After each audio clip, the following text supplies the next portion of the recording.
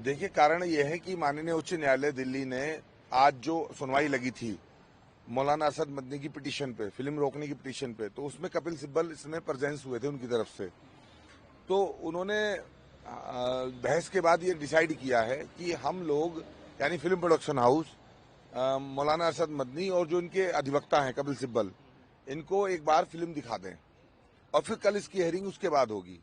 जो उन्होंने पिटीशन में लिखा है कि इसमें ये आपत्तिजनक है, जिससे दंगा भड़क सकता है, नफरत फैल सकती है, सद्भाव खत्म हो सकता है, ये वो फिल्म में है कि नहीं है। क्योंकि बिना फिल्म देखे पर्ची निकाल ली थी मौलाना अरशद मदनी ने और कहा था कि ये फिल्म जो है नफरत फैलाएगी। तो यही बात है कि टेलर से कैसे पता चल सकता है कि फिल्म के अंदर क्या है। तो उन्होंने कहा कि इनको फिल्म दिखा दो, हाई कोर्ट का आदेश है, चूंकि कोर्ट का हम सम्मान करते हैं। हम वो लोग तो है नहीं कि कोर्ट फांसी दे किसी को फिर हम कहें अफजल हम शर्मिंदा है, तेरे कातिल जिंदा है। हम तो देश के नागरिक हैं और कोर्ट का सम्मान करते हैं। तो हमने कहा ठीक है, हाई कोर्ट का आदेश है और हमारे अधिवक्तागण, उनके अधिवक्तागण कपिल सिब्बल जी उनके एसोसिएट, हमारे अधिवक्तागण उनके एसोसिएट, हम प्रोड्यूसर डायरेक्टर और मदनी आएंगे तो वो हम लोग उन्हें फिल्म दिखाने के लिए तैयार हैं। इसी की तैयारी में हमने NFDC में आज ये 8 बजे स्क्रीनिंग रखी है। जी, आपने से फिर भी हम जानना चाहेंगे, जितना भी आप शेयर कर पाए, क्या ऐसी कोई चीजें इसमें हैं फिल्म में? कुछ नहीं है, कुछ नहीं है, इसलिए नहीं है। आज तो एक जानवर को भी अगर आप दिखाते हैं तो एनिमल का सर्टिफिकेट लेना पड़ता है कि कुत्ता या गधा आपने क्यों रखा है इसमें। आपने कहीं जोर जबरदस्ती इससे एक्ट कराने के लिए जो इसको परेशान तो नहीं किया। सिगरेट स्मोकिंग का भी नोटिफिकेशन डालना पड़ता है डिस्क्रिप्शन में, cigarette smoking injurious to health. अब आप कह रहे हैं कि ये हारमोनी खराब करेगी, क्रिमिनल हारमोनी के लिए। तो मैं कह रहा हूं कि सेंसर बोर्ड पे सवाल है, मुझ पे नहीं है। क्योंकि ऐसा तो नहीं कि मैं फिल्म लेके जो है घर में अपने चला गया और मैंने खुद से ही सेंसर सर्टिफिकेट छाप लिया। सेंसर सर्टिफिकेट भारत सरकार की एक स्वतंत्र जो निष्पक्ष संस्था है, जिसको केंद्रीय सेंसरशिप बोर्ड कहते हैं, उसने हमें दिया है। तो जब सेंसर बोर्ड ने हमें दिया है, इन्फॉर्मेशन ब्रॉडकास्टिंग मिनिस्ट्री ने ठप्पा मार के दिया है, तो इसका मतलब हम पे सवाल नहीं उठा रहे हैं कि हम, वो कह रहे हैं कि सांप्रदायिक शक्तियों के दबाव में सेंसर बोर्ड काम कर रहा है और इनको इन्होंने सर्टिफिकेशन दे दिया। तो सांप्रदायिक शक्ति कौन है? सेंसर बोर्ड किसके दबाव में काम करता है, यानी किसके लिए काम करता है? भारत सरकार के लिए। तो भारत गणराज्य पे सवाल उठा रहे हैं, मोदी जी पे सवाल उठा रहे हैं, देश की सरकार पे, इन्फॉर्मेशन ब्रॉडकास्टिंग मिनिस्ट्री पे, अश्विनी वैष्णव पे, सब पे सवाल उठा रहे हैं। वो तो मानते ही नहीं देश को, तो इसलिए वो इस तरह के सवाल उठा रहे हैं। हमने तो सर्टिफिकेट लिया है और अगर कोई ये कह रहा है कि हमने गलत किया है तो वो सेंसर बोर्ड को गलत ठहरा रहा है सर। इसमें सुप्रीम कोर्ट जो हुआ उसको लेकर आपका क्या कहना है? सुप्रीम कोर्ट क्योंकि ये पूरा मामला, देखिए, हाँ, मैं माननीय सर्वोच्च न्यायालय, एक जो 8वें नंबर का मुलजिम है, एक्यूज्ड है 8 नंबर का, मोहम्मद जावेद, जिसको 2024 में बेल मिल गई थी, वो सुप्रीम कोर्ट आया था। तो माननीय सर्वोच्च न्यायालय ने उसमें आज की सुनवाई रखी थी। तो आज जो है वो खारिज कर दी गई, ये कह के माननीय सर्वोच्च न्यायालय का फैसला आया है कि फिल्म को रिलीज होने दो, फिल्म रिलीज होने दीजिए। हमारा भी यही पक्ष है कि आप कहते हैं कि फिल्म जो है हमारे ट्रायल को प्रभावित करेगी। आपको जिस कोर्ट ने आपको बेल दी है उस पर भरोसा नहीं है, आपको भारतीय न्याय व्यवस्था पे भरोसा नहीं है। आपको 2 घंटे की एक फिल्म ने डरा दिया कि वो आपको जो है आपके ट्रायल को इन्फ्लुएंस कर देगी, आपका ट्रायल अनफेयर हो जाएगा। तो एक फिल्म के आधार पे कभी कोई फैसला किसी कोर्ट ने आज तक नहीं किया है। कोर्ट में फिल्मों का एविडेंस नहीं माना जाता। वो जो उनकी जांच है वो पूरी हो चुकी है, कोई विवेचना बाकी नहीं है, NIA की चार्जशीट लग गई है। अब जो डायरी में लिखा है उसी के गुण दोष के आधार पे, एविडेंस के आधार पे फैसला होना है।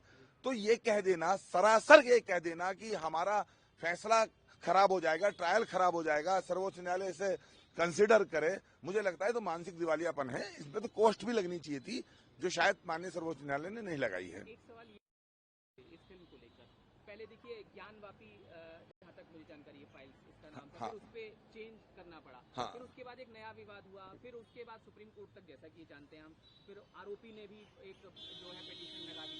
अब यहाँ पर आज जो है आपको फिल्म की स्क्रीनिंग करानी है 2 लोगों को, जो है मुख्य रूप से जो 2 लोग, तो इस सब पर आपकी प्रतिक्रिया। और साथ साथ ये भी मैं जानना चाहूंगा आपसे कि वो जो 2 लोग हैं जो यहाँ पर स्क्रीनिंग के लिए आएंगे, अब ये उनकी संतुष्टि पर ही आगे जो है चीजें चलेंगी, या इसको भी कोई यहाँ पर जज करेगा कि वो उससे संतुष्ट है नहीं है? ये थोड़ा सा, इसको थोड़ा आप क्लियर कर दीजिए। देखिए, जब पहली बार अरशद मदनी ने पिटीशन डाली हाई कोर्ट दिल्ली में, तो जिस अधिवक्ता के चैम्बर ने ये पिटीशन डाली, तुरंत 2 दिन बाद एक पिटीशन टंडन जी है कोई, उन्होंने डाली, वही अधिवक्ता का चैम्बर था। तीसरी पिटीशन दाखिल हुई फिर सुप्रीम कोर्ट में, तो वो व्यक्ति जो ये कह के बेल मांग के छूटा है जेल से कि सर घर में कमाने वाला कोई नहीं है, खाने के लिए रोटी नहीं है, वो सुप्रीम कोर्ट कैसे आया? इसका मतलब कहीं ना कहीं इकोसिस्टम जो है वो पूरा का पूरा है। जैसे जमीयत उलमा हिंद और मदनी जी ने ये कहा था कमलेश तिवारी की लखनऊ में हत्या के बाद कि इनके हत्यारों की बेल की और पैरवी की जिम्मेदारी हम लेंगे, तो ऐसे ही मुझे लगता है कि एकदम से जावेद आ गया। अब तक तो मुस्लिमों को दिक्कत होती है, हत्यारे को भी दिक्कत होने लगी, हत्यारोपी को भी दिक्कत होने लगी। तो कहीं ना कहीं सारी की सारी अली बाबा 40 चोर एक ही मंडली है और इनके बड़े हाथ हैं। एक तो ये बात मैं कहना चाहता हूँ। दूसरा, आपने जो सवाल किया है कि ये संतुष्ट हो जाएंगे कि नहीं हो जाएंगे और इनको कोई आपत्ति होगी, तो इनको तो आपत्ति करने का अधिकार है, फिल्म देखने के बाद भी है। चूंकि ये तो बाइज्ड हैं, इन्होंने माना है इस बात को कि कश्मीर फाइल आए, केरला स्टोरी आए, साबरमती रिपोर्ट आए, उदयपुर फाइल आए, आप फिल्म बनाओगे, हम ऑब्जेक्शन करेंगे। तो अब जो इन्होंने पिटीशन में लिखा है कि पिटीशन में ये है, हम दिखा देंगे आज कि ये जो पिटीशन में है वो नहीं है। अब इसे देखने के बाद मान लीजिए फिर वो ये कहें कि क्या कबूतर क्यों है, क्या खरगोश क्यों नहीं है, या फिर ए से एप्पल क्यों होता है, ए से जो है वो अहमदाबाद क्यों नहीं होता है। तो अगर इस तरह की बातें वो करते हैं तो उनको पूरा राइट है, वो कल कोर्ट में अपनी बात रखेंगे, हमारे अधिवक्ता अपनी बात रखेंगे। तो हम तो एम से मुंबई बोलेंगे, एम से मदनी नहीं बोलेंगे। और हम लोग जब भी फिल्म बनाएंगे सेंसर बोर्ड के पास ही सर्टिफिकेशन के लिए जाएंगे, दारुल उलूम देवबंद में मदरसे के मौलवी के पास नहीं जाएंगे कि मौलवी साहब देखो फिल्म कैसी बनी है, आपको अच्छी लग रही हो तो हमें सर्टिफिकेशन दे दो। ये देश में मौलवी और मदरसे जो है फिल्म के सर्टिफिकेशन नहीं देंगे। एक सवाल और है क्योंकि देखिए आज वो फिल्म देखेंगे, कल उसको कोर्ट में आपने जैसा कि कहा कि नेक्स्ट हियरिंग जो है 11 से पहले जाहिर है वो होगी, तो क्या उम्मीद आप कर रहे हैं? क्योंकि आपने खुद ही कहा है कि ऐसा तो फिल्म में कुछ नहीं है जिस तरह की आपत्ति जो है वो। देखिए, आदि पुरुष पे भी एक रिट डली थी, यही जो अब समर वेकेशन में जस्टिस हैं, आपका ही एक आदेश है, बड़ा रिमार्केबल आदेश है। उन्होंने कहा था जब एक बार फिल्म को सेंसर बोर्ड पास कर देता है तो फिर उसको हम एंटरटेन नहीं करेंगे। ऐसी केरला का एक आदेश है, इसमें भी ऐसा ही हुआ। अभी जो है आज भी सुप्रीम कोर्ट ने, ताजा मामला है, आज भी सुप्रीम कोर्ट ने कह दिया कि नहीं फिल्म रिलीज होने दो। तो मुझे तो माननीय उच्च न्यायालय जो हमारी सुनवाई कर रही है अरशद मदनी की पिटीशन पे, उनसे ये उम्मीद है कि हमें न्याय मिलेगा, इंसाफ मिलेगा और कन्हैयालाल जी के परिवार के न्याय के लिए बन रही फिल्म के साथ माननीय न्यायालय भी इंसाफ ही करेगी। एक आखिरी सवाल, इमोशनली दर्दनाक उनकी जो हत्या है वो कर दी गई थी, तो उस पर जरूर आप। इमोशनली इसलिए हूं क्योंकि जो 72 mm का 70 mm का पर्दा है वो रुपहला पर्दा नहीं है कन्हैयालाल की स्टोरी दिखाने के लिए, वो इनके परिवार के आंसुओं से भीगा हुआ है। यहाँ चीख है, दर्द है, पीड़ा है, मर्म है, और वो दास्तां है जो 3 साल से ये नहीं कह सके और लोग नहीं सुन सके। अब देश अगर इनकी हत्या की कहानी जानना चाहता है कि हत्यारे कहाँ से आए, उनका रूट्स क्या है, जड़ें कहाँ से हैं और क्यों ऐसे मार दिया जाता है किसी को, और धर्म के खिलाफ तो इसलिए नहीं है वो, क्योंकि धर्म के खिलाफ होती तो सर्टिफिकेट ही नहीं मिलता, तो आतंकवादियों के खिलाफ है। अगर आतंकवादियों का भी धर्म है कोई, ये कहते हैं ना आतंकवादियों को धर्म नहीं होता है। अब मुझे फिल्म की रिलीज अनाउंस करते पता चल गया कि आतंकवादियों का जो लोग कहते धर्म नहीं होता है, वही उन आतंकवादियों के जिन्होंने गला काटा था उनके पक्ष में आके जो है हाई कोर्ट सुप्रीम कोर्ट में खड़े हो गए हैं। तो मुझे तो देखो न्यायपालिका पूरा भरोसा है, न्यायपालिका कन्हैयालाल जी के परिवार के साथ न्याय करेगी। अरशद मदनी और कन्हैयालाल साहू की जो 2 पार्टियां हैं, एक अरशद मदनी पार्टी है इसमें और एक कन्हैयालाल जी की फिल्म है, उनके इंसाफ के लिए जो हम लोग लड़ रहे हैं, तो मुझे लगता है कि कन्हैयालाल जी के लिए जो है अदालत सोचेगी। ये जानना चाहेंगे कि जो इस फिल्म को लेकर लोग विवाद जो खड़ा कर रहे हैं, क्या आप उस पर सोचते हैं? और ये भी अब एक जरूरत यहाँ पर पड़ी कि उस फिल्म की पहले स्क्रीनिंग कराई जाए, आप यहाँ दिल्ली में मौजूद हैं, क्या आप कहना चाहेंगे?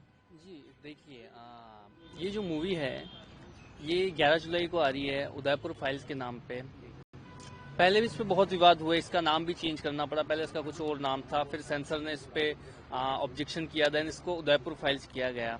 तो ठीक है, सब कुछ जो इसके डायरेक्टर और प्रोड्यूसर है उन्होंने इसमें जितना कुछ हो सकता था वो सब कुछ किया और इसमें दिखाया कि हमारे जो पिताजी है उनके साथ किस तरीके का कृत्य हुआ था, उन्हें किस तरीके से एक आतंकवादी विचारधारा के तहत, एक स्लीपर सेल बेस के तहत 2 पाकिस्तानियों ने जो कि पाकिस्तान में रहकर इन लोगों को कंट्रोल कर रहे थे, ठीक है, उन्होंने करवाया, इनका माइंड वॉश किया, ठीक है, इन दोनों रियाज और गोश को पाकिस्तान बुलाकर ट्रेनिंग दी, ठीक है, और इन्होंने यहाँ पर 26/11 से इंस्पायर्ड होकर 26/11 की बाइक का नंबर यूज करते हुए पापा की दिन दहाड़े मतलब इस तरीके की हत्या कर दी।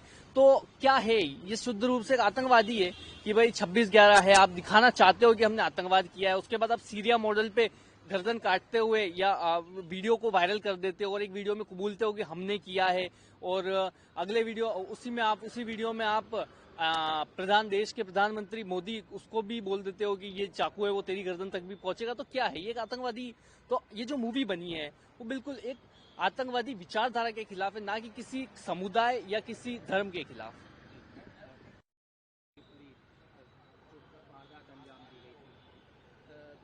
क्योंकि ये फिल्म अब क्योंकि सामने आ रही है, तो इसको लेकर आप आगे के लिए क्या उम्मीद कर रहे हैं कि वो जो चीज़ें हैं जो रह गई थी शायद सामने आने की, तो क्या ये फिल्म उसको उजागर तमाम चीज़ें जो है रखेगी समाज के सामने, और आगे के इफेक्ट के बारे में आप क्या कहना चाहेंगे उसको लेकर?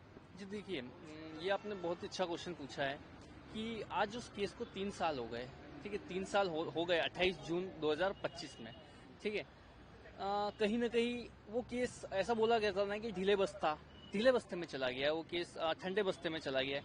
उस केस में मैंने शुरू से अभी तक फास्ट ट्रैक की मांग की, वो केस न तो फास्ट ट्रैक हुआ, ठीक है। मैंने स्पेशल कोर्ट की मांग की कि एक एनआईए का स्पेशल कोर्ट बिठा दिया जाए और उस केस की सुनवाई हो जाए डे बाय डे, पर वो भी नहीं हुआ। ये केस चल रहा है, पर सीबीआई कोर्ट को एडिशनल चार्ज दिया हुआ एनआईए का, ठीक है, वहां वो केस चल रहा है। इस वजह से महीने में 1 हियरिंग 2 हियरिंग और 150 गवाह केस के अंदर, ठीक है, जिस स्पीड से चल रहा है ना, 2 की जमानत हो चुकी है, ठीक है। जैसे समय खींचेगा और लोगों की जमानत होगी, ठीक है। 3 साल में सिर्फ 14 या 15 लोगों की अगर बयान हुए हैं तो 150 के बयान कब होंगे, ठीक है। कब सेशन कोर्ट अपना निष्कर्ष देगा, कब ये लोग हाई कोर्ट में जाएंगे, उसके बाद हाई कोर्ट में अगर ये जीतते हैं हारते हैं तो ये सुप्रीम कोर्ट में जाएंगे, कितने साल लगेंगे हमें इंसाफ मिलने में? जो लोग जिसने विरोध इसका किया है कि रिलीज ना हो, तो आप क्या कहना चाहेंगे उन लोगों के लिए? कुछ आप मतलब क्या फिल्म में वैसा कुछ है या चीज़ें, क्योंकि आपको तो जानकारी है, आपने सारी चीज़ें जिस तरह से बताई होंगी उसी तरह से वो पर्दे पर चीज़ें आ रही होंगी, तो आप ऐसे लोगों के लिए क्या कुछ कहना चाहेंगे कि अगर वो विवाद? देखिए, जिस आरोपी की आप बात कर रहे हैं उसका नाम है मोहम्मद जावेद, ठीक है, और मोहम्मद जावेद जिसकी बेल हुई है वो बहुत गलत हुई है, ठीक है। उसके लिए मैंने भी सुप्रीम कोर्ट में पिटीशन डाला हुआ है कि जो मोहम्मद जावेद को जो जमानत मिली है वो कैंसिल हो, किसी भी तरीके से कैंसिल हो, क्योंकि वो भी उस मर्डर में उतना ही आरोपी है जितने की वो 2 गवाह, जो दो मुजरिम है वो जितने आरोपी है उतने के उतने वो भी आरोपी है। तो मैंने एक पिटीशन दायर किया है और मेरी पूरी कोशिश है कि ये जो जावेद जो बेल पे छूटा है इसको फिर से